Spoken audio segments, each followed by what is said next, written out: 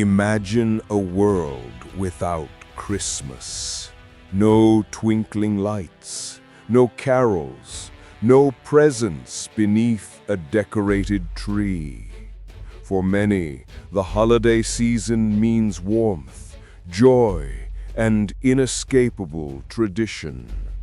From bustling city squares to quiet family gatherings, Christmas today feels like an immutable fixture in our cultural calendar.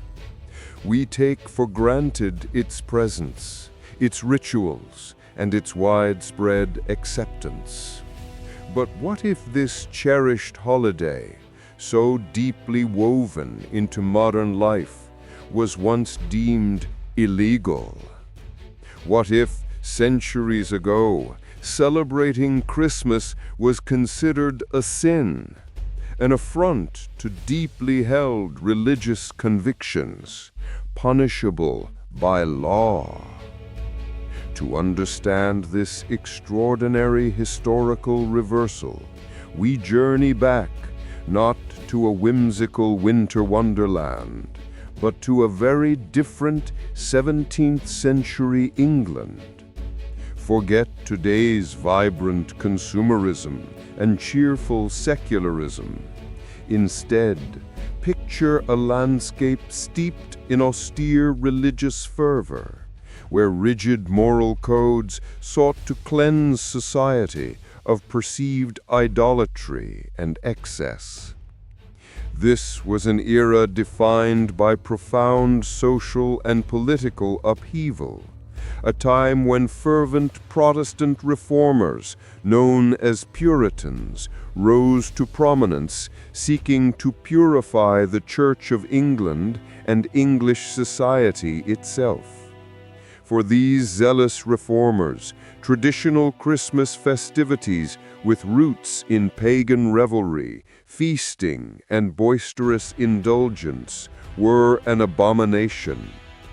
They saw them as remnants of popish superstition, distractions from true piety, and a breeding ground for sin. The very notion of a Merry Christmas was anathema to their solemn worldview. Worshipping Christ in their eyes involved sober reflection and adherence to biblical scripture, not lavish celebrations. This powerful conviction led to one of history's most startling cultural bans, the outright prohibition of Christmas, transforming a beloved holiday into a forbidden act.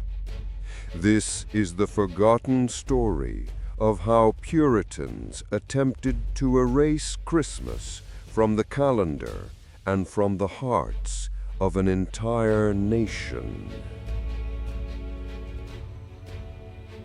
The story of Christmas before the Puritans was a very different tale indeed.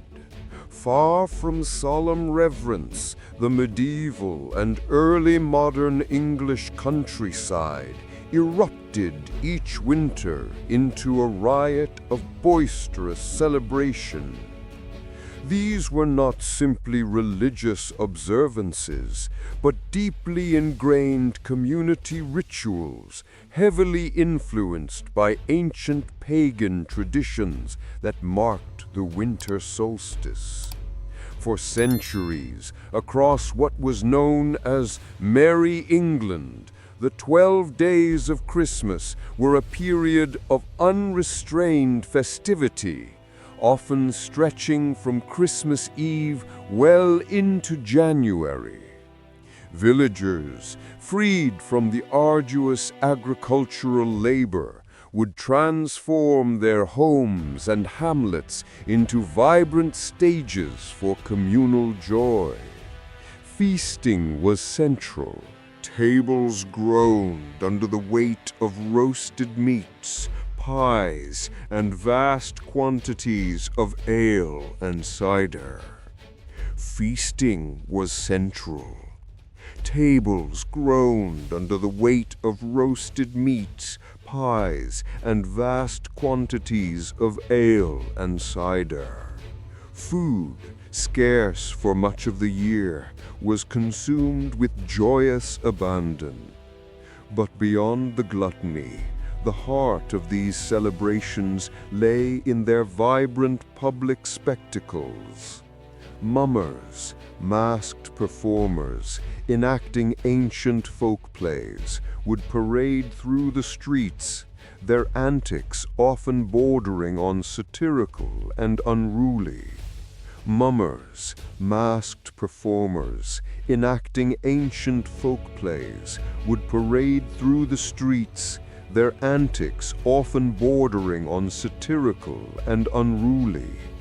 Wassailing, a practice involving singing to apple trees to ensure a good harvest, saw villagers moving from door to door, sharing drink and song, demanding hospitality from their wealthier neighbors. Dance was ubiquitous, often wild and uninhibited, accompanied by pipes, drums, and fiddles. Dance was ubiquitous, often wild and uninhibited, accompanied by pipes, drums, and fiddles. Lord of Misrule figures were elected, temporarily overturning social hierarchies and presiding over chaotic, playful disorder. Churches, too, participated, though often reluctantly, seeing their interiors adorned with greenery like holly and ivy, symbols of life enduring through winter, echoing pre-Christian fertility rites.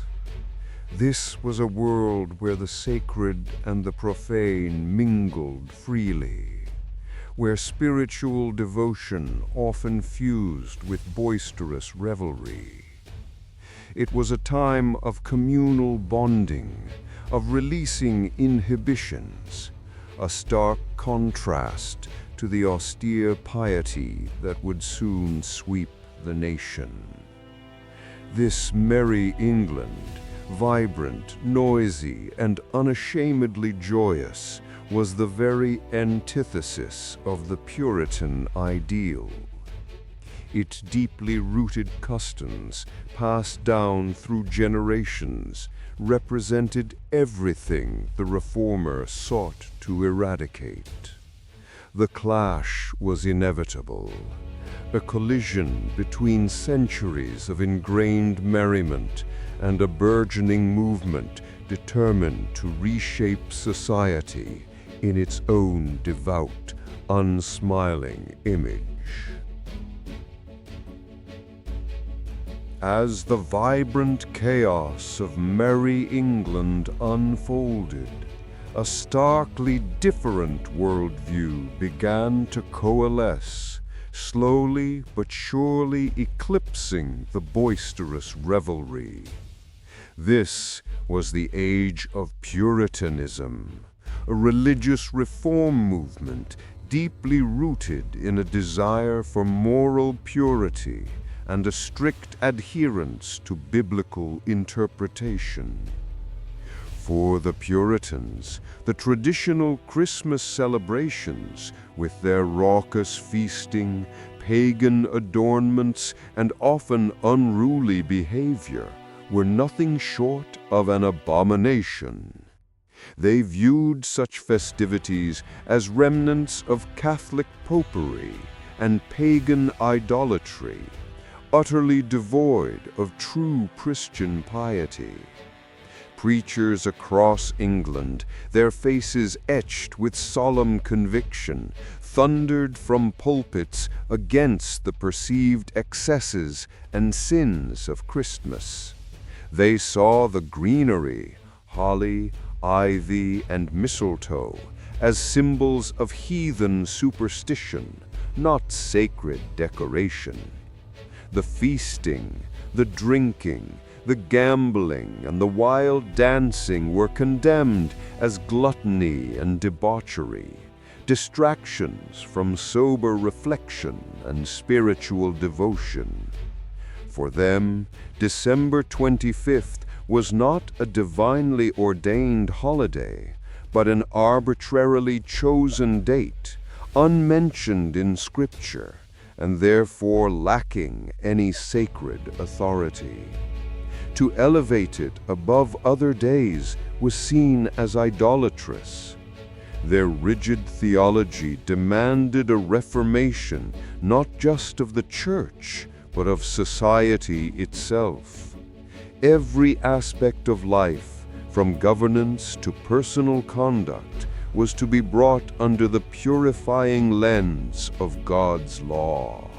This meant stripping away anything that smacked of superstition or ungodliness.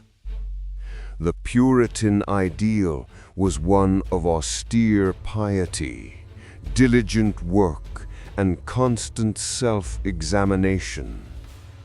Merriment, particularly the spontaneous, often chaotic merriment of Christmas, was viewed with deep suspicion, as it could easily lead to idleness and sin. This severe stance was not merely a theological debate. It was a cultural revolution brewing. The Puritan disdain for Christmas was emblematic of a broader rejection of established traditions they deemed corrupt. Their scowl was an ideological one, a stern judgment cast upon centuries of communal celebration, paving the way for a direct confrontation that would soon tear the fabric of English society apart. The ideological scowl of Puritanism was not merely a theological position. It quickly escalated into the defining conflict of an era, the English Civil War. What began as a dispute over religious practice and the role of the monarch morphed into a brutal clash for the very soul of England, pitting Parliament against King Charles I and ultimately Puritan ideals against traditional royalist customs. This was truly a war of worldviews. On one side stood the parliamentarians, often called Roundheads due to their close-cropped hair. They were driven by a fervent belief in parliamentary sovereignty and deep religious reform, viewing the king's perceived Catholic leanings and autocratic tendencies as grave threats to both their faith and their liberties.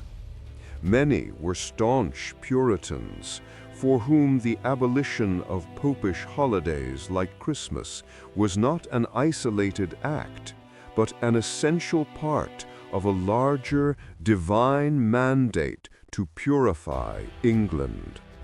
Their new model army, forged under Oliver Cromwell, was renowned for its iron discipline and unwavering evangelical zeal, fighting not just for power, but for a godly society, eradicating what they saw as idolatry and licentiousness. Conversely, the Royalists, known as Cavaliers for their long flowing hair and often flamboyant attire, championed the divine right of kings and the established Church of England. They viewed Parliament's aggressive actions as outright treason and a destructive assault on traditional English society, including its cherished customs and time-honored holidays. For them, defending Christmas was about preserving the ancient ways, the rich cultural fabric that parliamentarians sought to unravel.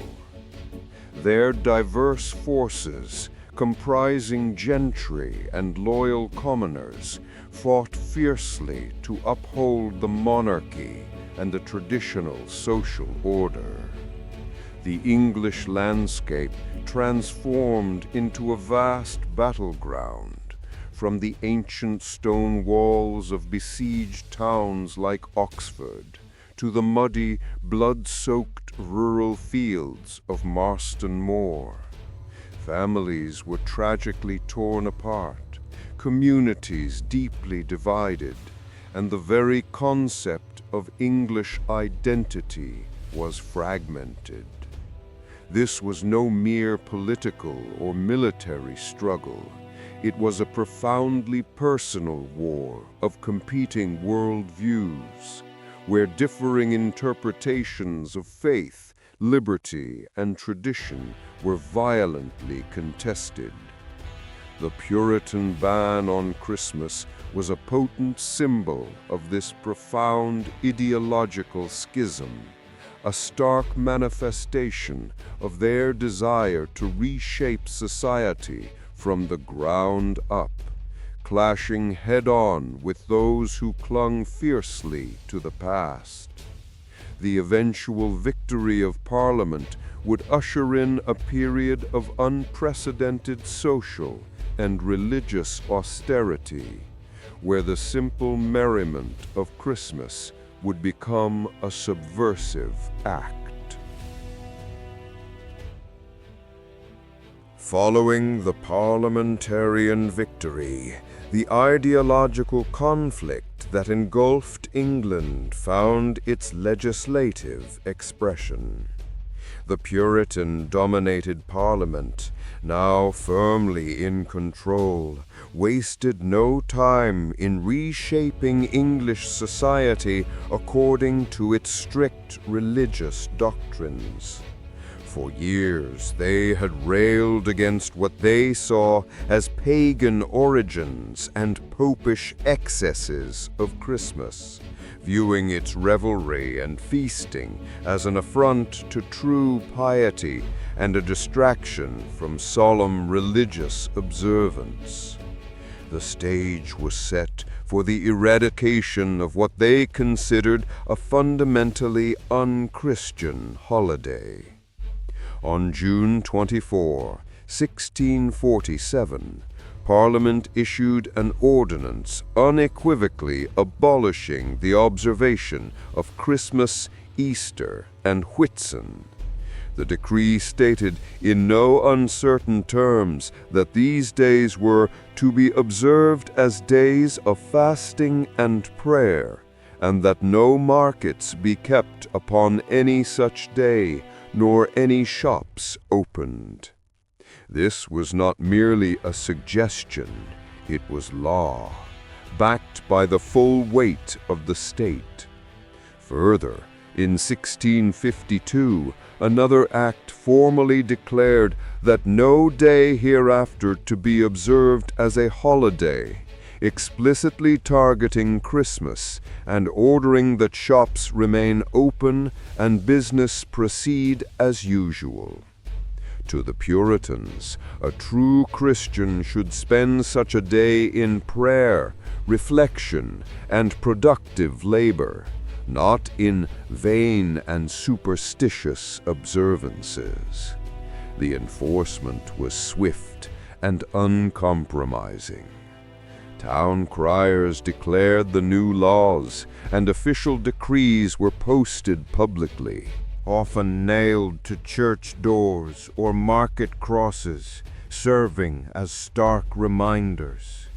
Soldiers patrolled the streets, ensuring compliance. Shopkeepers, daring to close, had their doors forced open. Families caught celebrating faced fines, public admonishment, or even imprisonment. Traditional decorations like holly and ivy were ripped down. Carols, festive meals, communal gatherings, all deemed illicit, punishable offenses. The vibrant festive spirit of Merry England was officially extinguished, replaced by a grim austerity. This was not just a ban on a holiday. It was an attempt to fundamentally alter the cultural landscape and redefine what it meant to be English. The Puritan decree aimed to extinguish the festive flame, but centuries of tradition could not be so easily doused. Beneath the rigid veneer of state-enforced austerity, a different kind of Christmas began to emerge, one born of defiance and quiet resistance. For many English families, particularly in the countryside, where Puritan influence was less absolute, the old ways persisted, albeit in hushed tones and hidden corners. The familiar carols, once sung boisterously in public squares, now became whispered melodies in dimly lit cottages, shared only among trusted kin. Imagine the scene. Families gathered not around a blazing Yule log, but a modest hearth, its flickering light casting long shadows on faces etched with both apprehension and determination. Small symbolic feasts were prepared, often from dwindling stores, a quiet rebellion against the prohibition of lavish meals. Perhaps a clandestine sprig of holly was tucked away, or a homemade gift exchanged in secrecy, a testament to the enduring human need for celebration and connection. These were not grand revels, but intimate acts of cultural preservation. Yet the threat of discovery loomed large.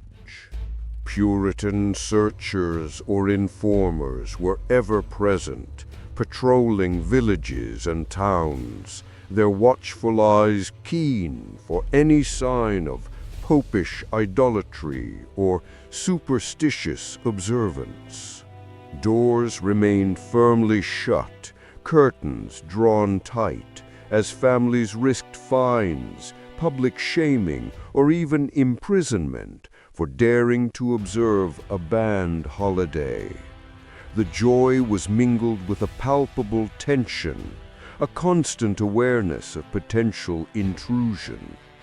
Children, once free to roam and play during the festive season, were now taught to keep silent, to hide their small acts of defiance. This period of clandestine celebration forged a new understanding of Christmas, one deeply intertwined with notions of private faith and personal liberty. It stripped away the overt public displays, forcing the holiday inwards, transforming it from a communal spectacle into a deeply personal and familial observance, a precious legacy secretly passed down through generations. The spirit of Christmas, though officially banished, refused to die. It merely went underground, waiting for the day it could once again emerge into the light. The journey across the Atlantic Ocean offered a new beginning. But for the Puritans who settled New England, it also solidified their resolve to build a society purified of perceived popish excesses. Unlike the mixed population of Old England, where clandestine celebrations persisted, these new colonies were designed as unyielding bastions of Puritan ideology. Here, the ban on Christmas was not merely a decree to be circumvented. It was a foundational principle, enforced with an iron will in the harsh, unforgiving landscape. The cultural war against Christmas, waged across the sea, found its most rigorous expression on these shores, an ultimate test of their conviction. Imagine the bleakness of a New England winter, snow-covered fields stretching to the horizon, stark wooden houses clustered against the elements, and a pervasive silence broken only by the biting wind. In these nascent communities, like Boston and Plymouth, the very idea of Christmas revelry was anathema. Public proclamations sternly reminded settlers that December 25th was to be observed as a regular working day, a time for labor and pious reflection, not for idleness or heathenish celebration. There would be no feasts, no carols, no decorations of any kind. Not even a sprig of evergreen was tolerated. The enforcement was rigorous. Town criers would announce the prohibitions, and watchful constables or tithing men would patrol, ready to fine anyone caught celebrating. Doors were not just shut against the cold, but against any whisper of forbidden cheer. Homes were stripped bare, any hint of festive greenery or a special meal quickly concealed, lest it invite scrutiny and severe punishment. Even children were strictly admonished, their natural excitement for any holiday crushed under the weight of religious doctrine and communal watchfulness. This was cultural cleansing on an unprecedented scale, an attempt to sever generations-old traditions completely. The austerity was absolute, transforming the festive season into a period of heightened vigilance and somber observance. For decades, the New World offered no respite from the Puritan campaign against Christmas, solidifying a legacy of restraint that would echo for centuries. It was a stark testament to the depth of their conviction, and a challenging period for any who secretly clung to the old, forbidden joy, waiting for a thaw that would be slow in coming. Back across the Atlantic, England itself was undergoing a monumental transformation. The stern grip of the Commonwealth, upheld by Oliver Cromwell, began to loosen significantly with his death in 1658. His son, Richard, proved unable to maintain the intricate balance of power, and the nation, weary of austere Puritan rule and the continuing military control, yearned desperately for stability and its cherished old traditions. The political landscape, long dominated by parliamentarian ideals, began to shift dramatically back towards the monarchy, a profound movement known as the Restoration. This was not just a political realignment, but a cultural sigh of relief. In 1660, the exiled King Charles II from Breda issued a strategic declaration promising a general pardon and a degree of religious toleration, meticulously paving the way for his triumphant return. His entry into London on May 29th, coincidentally his 30th birthday, was not merely a political event. It was a seismic societal earthquake. Crowds, a human river of pent-up emotion, erupted in joyous, almost frantic celebration, a powerful release after years of enforced sobriety. Church bells pealed across the land, bonfires blazed defiantly in town squares, and the streets, once quiet under Puritan decree, filled with the long-forbidden sounds of music, laughter, and fervent cheers. Church bells pealed across the land.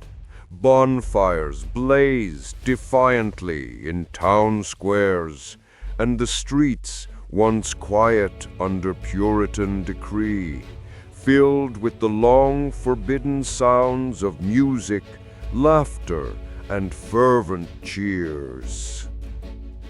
With the monarchy firmly restored, the severe ordinances against Christmas and other traditional festivities were swiftly and decisively repealed. While it wasn't an immediate, wholesale return to the pre-Civil War boisterousness, the official ban was lifted, allowing communities to cautiously reclaim their dormant traditions. Parish churches once more prepared for Yuletide services. Homes could display festive greenery without fear of reprisal, and the spirit of communal celebration, so long suppressed and driven underground, began to tentatively re-emerge. It was a gradual thaw, a cautious rediscovery of customs that had been hidden but never truly extinguished. The austere shadow of Puritanism, though leaving a lasting mark, began to recede, replaced by the tentative yet undeniable light of a returning merriment, marking a pivotal moment in the cultural history of England and, eventually, its colonies. The lifting of the Christmas ban in 1660 did not signify an immediate, universal return to exuberant, pre-Puritan revelry.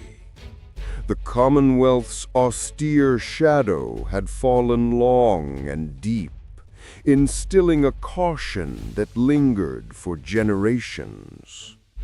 While public prohibitions were removed, the ingrained puritanical skepticism towards popish or pagan festivities continued to subtly influence how Christmas was observed. For many, especially in communities with strong dissenting traditions, celebrations remained muted, focused more on quiet worship and solemn familial gatherings rather than boisterous public displays. The memory of strict enforcement and its underlying belief system did not vanish overnight. It was a slow, sometimes reluctant thaw. Gradually, over the late 17th and 18th centuries, familiar customs began to tentatively re-emerge. Carols, once forbidden, were sung again, initially in private homes, then cautiously within church walls. Greenery adorned fireplaces and doorways, a quiet defiance of past decrees. Feasting, once a target of Puritan condemnation, returned as a central element, albeit with a new emphasis on domesticity rather than widespread public indulgence. The holiday's character subtly shifted from a largely communal, almost chaotic public spectacle to a more intimate, family-centered observance. This reorientation towards home and hearth can be seen as a direct, albeit unintentional, legacy of the Puritan era's suppression of public revelry. The Victorian era particularly played a pivotal role in reinventing and popularizing many of the Christmas traditions we recognize today, such as the Christmas tree, widespread caroling, and structured gift-giving. Yet, even in this grand resurgence, the echoes of the Puritan challenge remained. The holiday was imbued with a sense of moral gravity, a focus on charity, family values, and a more pious reflection, elements that perhaps unintentionally echoed some of the Puritan criticisms against unrestrained excess and secular frivolity. Christmas had returned, vibrant and beloved, but it was a Christmas forever altered, a testament to the enduring power of ideological struggle to reshape even the most cherished cultural practices. Its journey from boisterous revelry to banned observance, and then to a reimagined celebration, illustrates a profound evolution of cultural identity that still resonates today. The journey of Christmas, from ancient revelry to puritanical prohibition, and its eventual re-emergence, is more than just a historical curiosity. It offers a profound lens through which to view our own contemporary cultural landscape. While the overt bans are long gone, the ideological battle lines drawn centuries ago still resonate, shaping our debates about tradition, commercialism, and the very meaning of our holidays. Consider the modern tension between the sacred and the secular aspects of Christmas. The Puritan critique, though extreme, highlighted concerns about excess and the perceived dilution of spiritual meaning. Today, we grapple with similar questions. Has the emphasis on gift-giving and consumerism overshadowed the holiday's deeper significance? This echoes the Puritans' fear that unrestrained revelry would eclipse piety. Moreover, the persistent focus on family and home as the primary locus of Christmas celebration, rather than widespread public carnival, arguably traces a direct lineage back to the era of suppression. When public displays were forbidden, the hearth became the sanctuary for festive defiance, solidifying Christmas as an intimate domestic affair. This domesticity, reinforced by the Victorians, remains central. Even in our diverse societies, discussions about which traditions are authentic or appropriate for public spaces or schools often mirror the historical conflicts over cultural identity and religious expression. The struggle to define Christmas, to balance joy with reflection, communal celebration with personal meaning, is a living legacy of this turbulent past. Understanding this historical struggle for cultural identity during holidays isn't merely an academic exercise. It illuminates how deeply ingrained belief systems, once enforced by law, can subtly permeate generations, influencing customs and collective consciousness long after their direct application. It reminds us that our cherished traditions are not static. They are dynamic, forged in the crucible of historical contention. The war of worldviews that once banned Christmas offers a crucial insight. Every holiday, every cultural practice carries with it an accumulated history of affirmation, challenge, and adaptation. By reflecting on this past, we gain a deeper appreciation for the resilience of cultural expression and the ongoing negotiation of meaning in our shared celebrations, prompting us to consider what values we truly wish to uphold.